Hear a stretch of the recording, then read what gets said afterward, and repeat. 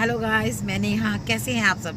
खुश होंगे, स्वस्थ होंगे और मस्त होंगे, यही मेरी ईश्वर से प्रार्थना है। तो फ्रेंड्स, जैसे मैंने आपको अपने पतंजलि वाले योगपीठ के जो मैं गई थी वहाँ पर, तो मैंने आपको वहाँ का व्लॉग दिखाया था। तो आज हम जा रहे हैं पौड़ी गढ़वाल, और यहाँ पर जो है पठानी ही गाँव है जिसमें राहु देवता का जो है मंदिर है, जहाँ पर शिव जी के साथ साथ राहु देवता की जो है पूजा की जाती है। तो जिन पर राहु की दशा चल रही होती है, कहते हैं वहाँ पर जाने से, मात्र दर्शन करने से ही उस दशा से जो पीड़ित हैं उनको बहुत ज़्यादा फ़ायदा होता है। तो मैंने ये सुना था फ्रेंड्स। तो आज हम भी सब, मैं और मेरे फ्रेंड्स जो हैं, हम लोग दर्शन करने जा रहे हैं और राहु देवता के।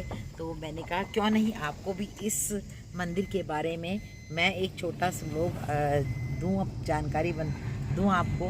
तो फ्रेंड्स, चलते हैं और फिर मैं वहाँ पर कैसे कैसे पूजा की जाती है, क्या क्या वहाँ पर स्थान है देवता का, किस तरह से, और हम वहाँ पर लोगों को रिलैक्स मिलता है, तो मैं ये सब बातें आपको अपने ब्लॉग में बताऊँगी। तो अब हम चल रहे हैं और ये देखिए रास्ता चल रहे हैं। तो अभी हम पौड़ी गढ़वाल नहीं पहुँचे हैं। पौड़ी गढ़वाल पहुँचने के बाद मैं आपको दिखाती हूँ। मैंने यहाँ तो हम पहुँच चुके हैं राहु जी के मंदिर में, जहाँ पैठानी में मैंने आप लोग से जैसे आते हुए नेक्स्ट वीडियो में बताया था। तो ये हमारे पंडित जी हैं, ये आपको यहाँ के बारे में कुछ जानकारी देंगे। तो पंडित जी, आप बताइए यहाँ क्या किस तरह से पूजा अर्चना की जाती है और क्या क्या यहाँ की विशेषताएँ हैं, बताइए जी। जैसा कि सर्वविदित है कि यह विश्व का एकमात्र मंदिर है राहु मंदिर। राहु का नाम सुना होगा, समुद्र मंथन सुना होगा। जब देवासुर संग्राम हुआ उसके पश्चात जो है समुद्र मंथन जब हुआ था, तो समुद्र मंथन से 14 रत्न निकले और उनमें से अमृत भी निकला। अमृत पान करने के लिए देवता और दानव उस अमृत कुंभ को छीनने लगे। भगवान नारायण ने मोहिनी का रूप धारण कर लिया, एक सुंदर स्त्री का रूप धारण कर लिया। देवताओं तथा दानवों को पंक्तिबद्ध बैठा दिया। अमृत पान कराने लगे देवताओं से। देवताओं की पंक्ति में सूर्य और चंद्रमा के बीच में एक स्वरभानु नाम के दैत्य थे, एक राक्षस थे। बैठ कर के अमृत पान कर गए। भगवान नारायण ने तत्काल उस दैत्य का सर अपने सुदर्शन चक्र से विच्छेदन कर दिया, काट दिया। ऐसी मान्यता है कि वह सर इसी स्थान पे गिरा, तब इसका नाम राहु पीठ पड़ा। उनकी वक्र दृष्टि देवराज इंद्र पे लगी। देवराज इंद्र श्री विहीन हो गए, लक्ष्मी विहीन हो गए, राज्यविहीन हो गए, क्योंकि राहु की दशा लगी थी। राहु की दशा को मोचित करने के लिए इसी स्थान पे देवराज इंद्र ने भगवान शंकर की आराधना की, भगवान शंकर की तपस्या की और पवित्र शिवलिंग की स्थापना देवराज इंद्र ने की। तब इनका नाम पड़ा इंद्रेश्वर महादेव। जैसे कि सेतुबंधु रामेश्वरम में भगवान रामचंद्र जी ने भगवान शंकर के लिंग की स्थापना की, उनका नाम पड़ा रामेश्वरम। उसी प्रकार इनका नाम इंद्रेश्वर पड़ा, इंद्र के द्वारा स्थापित इंद्रेश्वरम।